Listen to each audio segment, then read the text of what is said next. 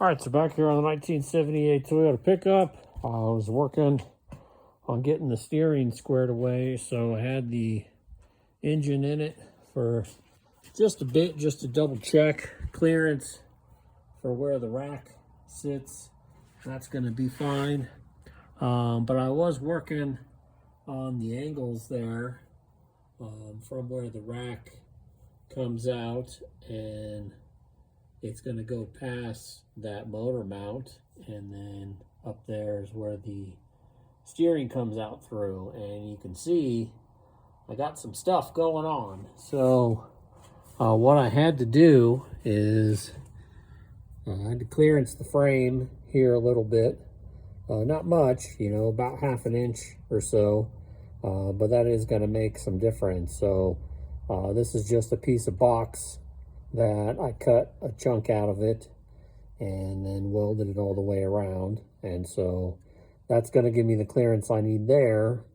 Sort of the way worse piece of it is that I actually had to clearance the motor mount almost completely. So there's just this little sliver holding the motor mount on that side, which that sucks big time. So, way it should look is a big old triangle on that side, and then the way it looks over here is it's all cut out. So but I didn't have a choice. I mean, the steering's got to be where the steering's got to be. Like, I tried wallering out these holes and shifting it over a little bit, and that gave me about ½ an inch. I tried clearancing the frame, same thing there, gave me about ½ an inch, but that's all I got. Like, I can't hardly move anything anywhere else. So had to clearance the motor mount, which is not great. I'm gonna have to build some sort of contraption that comes off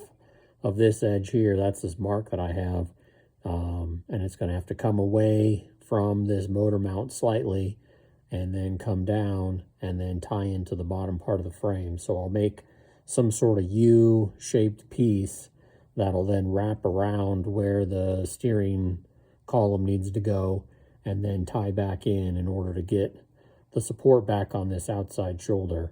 I knew that I probably was going to end up boxing in this side of the motor mount anyway, and that's now like, well, I better damn well do it because I'm going to need to get all that structure for boxing that in.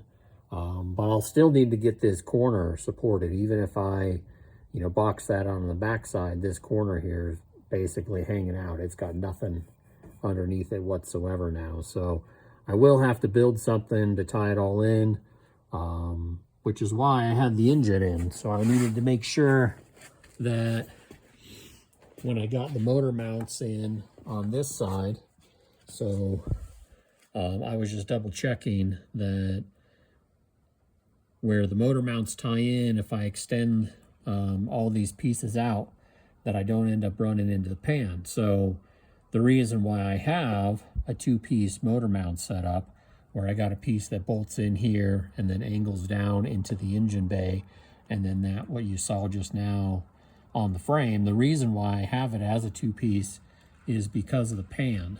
So you can see that the motor mount overlaps where the pan is, and so you can't just take it straight out. I had to remove that. Well, what I don't want to do now is build up a bunch of material on the frame side to where I'm going to hit up against the pan again. So I threw the engine in there, took some measurements and everything.